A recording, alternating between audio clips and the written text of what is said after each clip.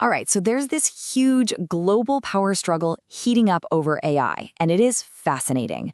But we're not just going to look at the headlines today. No, we're going to connect the dots and try to figure out who's really trying to write the rules for this whole thing. And the first shot in this new battle, it came from somewhere you would never, ever expect.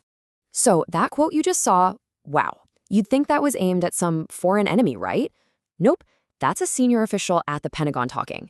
And they're pointing that threat squarely at one of America's own leading AI companies. It's kind of wild. So yeah, let's dive into this. The first battleground is right here in the US. There's this pretty serious conflict escalating between the AI lab Anthropic and, you guessed it, the Pentagon.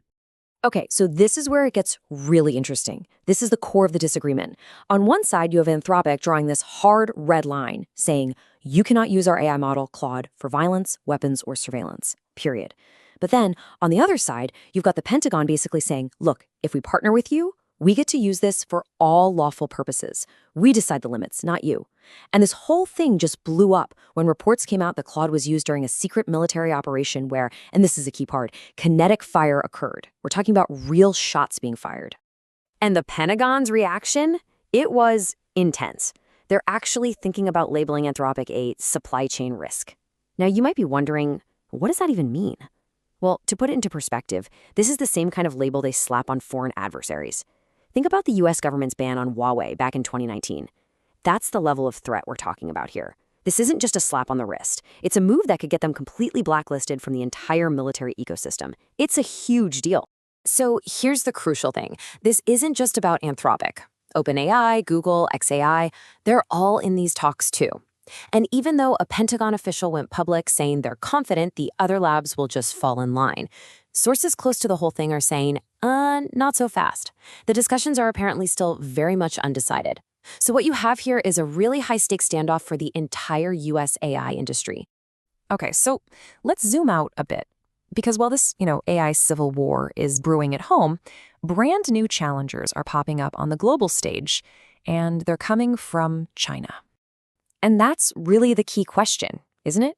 As the US government and its own AI labs are busy fighting over ethics and terms of use, Chinese tech labs are launching a challenge on two different fronts. One is economic, and the other is cultural. And this just perfectly lays out the economic side of things. Alibaba just dropped this model called Queen 3.5. It's got a massive context window, it's natively multimodal, which just means it can understand text, images, and audio all at once. And that puts it right up there with the top Western models. But just look at that price. A little over $1 per million input tokens. It just goes to show how much raw AI power is becoming available for cheaper and cheaper from these Chinese labs. The other front is cultural, and it's a direct shot at one of America's biggest industries. The fight here is between Hollywood and ByteDance, the company that owns TikTok. That right there, that's what Rhett Reese, the scriptwriter for Deadpool, had to say after seeing what ByteDance's new video AI could do. It's called Seedance 2.0. So what was it that freaked him out so much? A super realistic deepfake of Tom Cruise fighting Brad Pitt in some post-apocalyptic city. For a lot of people in Hollywood, this wasn't just cool tech. It was a straight-up existential threat. And here's where you see the fundamental clash. US AI companies, for the most part, have been pretty responsive when they get sued over copyright. They'll tweak their models. But groups like the Motion Picture Association and the Screen Actors Guild are saying that Chinese firms seem to have absolutely zero concern for copyright. It's like law, ethics, consent, none of it matters. So when you put all these pieces together, the internal fight with the Pentagon, the external challenges coming from China, you start to see what's really going on. This is a battle for control. This is the question at the heart of everything. What we're seeing are these little proxy skirmishes that have massive implications for the future. So who gets to decide? Is it the companies building the tech? Is it the governments who use it? Or is it the international competitors who just ignore the rules altogether? And these are the major players, the key factions. You've got the AI labs like Anthropic trying to set their own ethical boundaries. You have national governments like the Pentagon demanding basically unlimited access.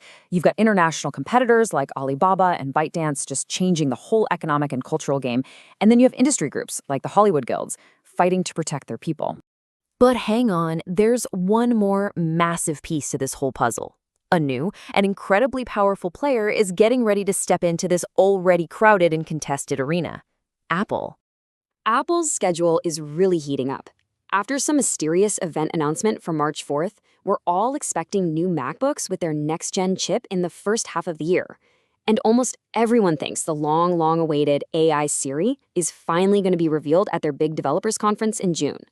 But it's not all sunshine and roses. Behind the scenes, there are reports that the AI Siri project is hitting some roadblocks. They're apparently having issues with speed and how it processes queries in testing. Insiders are just saying the situation is still very fluid. And yet, Apple is still laying the foundation. Their upcoming M5 chip is supposed to have a 30% boost to memory bandwidth over the M4. Now, that's not just a small update. That's them building the seriously powerful hardware they're going to need for all their on-device AI plans. Which brings us right to our final question. As Apple gets ready to make its big play, how is it going to navigate all these different battlegrounds we've been talking about? Is it going to set its own ethical red lines, kind of like Anthropic? Is it going to try and challenge China's dominance? In a world where AI tensions are just climbing higher and higher, Apple's next move, well, it could change everything.